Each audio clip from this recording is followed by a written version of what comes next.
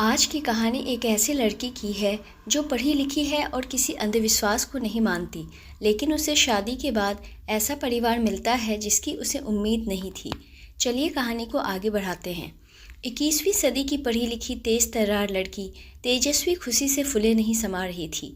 जैसा सोच रखा था वैसा ही ससुराल मिला था। सुखी, संपन्न और सबसे महत्वपूर्ण, घर के सारे लोग पढ़े लिखे और प्रबुद्ध हैं। तेजस्वी का मानना था कि पढ़े लिखे लोगों से तालमेल बिठाना सहज हो जाता है, मनमुटाव नहीं होता और ज़िंदगी आसान बन जाती है। ससुर जी नामी डॉक्टर हैं, सासू माँ एक बड़े स्कूल की प्रधानाचार्या, देवर एमबीबीएस की पढ़ाई कर रहा है और ननद प्रतिष्ठित कंपनी में काम करती है और पति सक्षम डॉक्टर हैं जिनकी अपनी क्लिनिक है। सगाई और शादी के बीच ज़्यादा समय नहीं था तो तेजस्वी ने ससुराल देखा नहीं था, बस वीडियो पर सक्षम ने घर दिखा दिया था। बढ़िया शानदार बंगलो था। सगाई के बाद 2 महीने में ही शादी हो गई तो ससुराल वालों से ज़्यादा जान पहचान का मौका नहीं मिला तेजस्वी को। पर उसे लगा मेरा स्वभाव सरल और हंसमुख है तो सबको चुटकी में अपना बना लूँगी, समझ लूँगी और घुल मिल जाऊँगी। ससुराल के सारे मेंबर्स भी पढ़े लिखे समझदार हैं तो दिक्कत नहीं होगी। शादी भी निपट गई और तेजस्वी सक्षम का हाथ थामे एक नए जीवन की नींव रखने जा रही थी। पर ये क्या, तेजस्वी ने गाड़ी से उतरकर दहलीज पर कदम रखा कि आश्चर्य में पड़ गई। घर के गेट पर एक काला पुतला लटक रहा था। दूसरी ओर नींबू मिर्ची और बीच में लोहे की यू आकार की कोई चीज़ लगी हुई थी। तेजस्वी को अजीब लगा, पढ़े लिखे समझदार लोग भी ऐसी चीज़ों को मानते हैं क्या? पर वो चुप रही। अभी तो पहला कदम रखा था ससुराल में तो सवाल जवाब करना उचित नहीं समझा। सारी रस्में खत्म करके घर में पहुंचे तो तेजस्वी को और झटका लगा। घर में तरह तरह के वास्तुशास्त्र और अजीब चीज़ें देखकर, छोटा कछुआ कहीं बैम्बू तो कहीं पिरामिड, और तो सब ठीक। पर आते ही तेजस्वी की सासू जी ने सक्षम और तेजस्वी की नींबू, नमक और लाल मिर्च से नज़र उतारकर उसकी ननद को बोला कि जाकर चौराहे पर फेंक कर आ। तेजस्वी को धक्का लगा। मन में बिठा रखी थी जो पढ़े लिखे लोगों की परिभाषा ध्वस्त हो गई। पर अभी कुछ भी पूछने का समय नहीं था तो चुपचाप वो सबका अनुसरण करती रही। सारी रस्में निपट जाने के बाद सक्षम का हाथ थामे अपने बेडरूम में आई। पूरे रूम में बुरी नज़र से बचाने वाले हर टोटके मौजूद थे। तेजस्वी को बेचैनी होने लगी, मानो पढ़े लिखे लोगों के बीच ना होकर कोई झाड़ फूंक वाले बाबा के घर आ गई हो। थकी हारी सोचते सोचते कब नींद आ गई पता ही नहीं चला।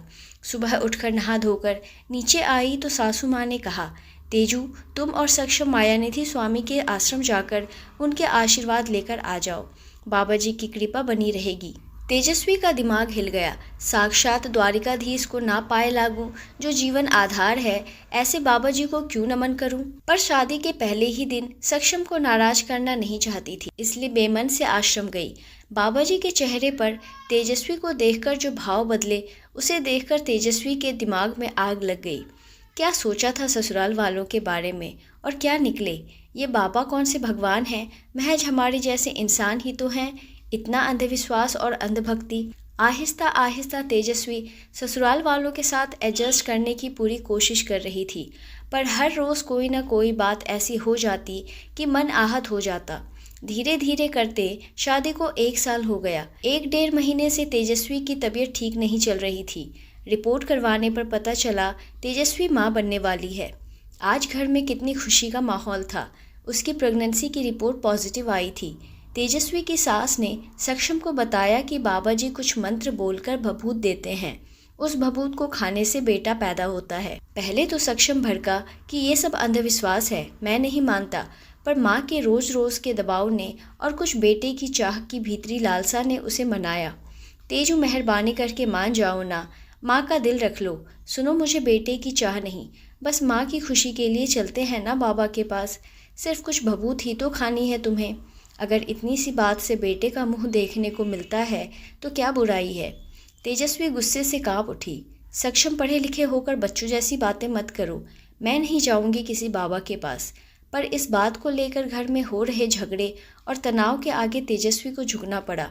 उसे बाबा के पास जाना पड़ा और जो भभूत बाबा ने दिया वो बेमन से खाती रही। उसकी सास सबके सामने इतराती रहती कि देखना, हमारे घर गुलाब जैसा बेटा ही आएगा, और बेटे के सपने देखने लगी। घर में सबके मन में ये बात बैठ गई कि बेटा ही होगा। इतने में 9 महीने बीत गए और एक रात तेजस्वी को दर्द उठा और अस्पताल ले जाना पड़ा। बाहर सब बेटे की प्रतीक्षा में बैठे थे कि अभी खुशखबरी आएगी।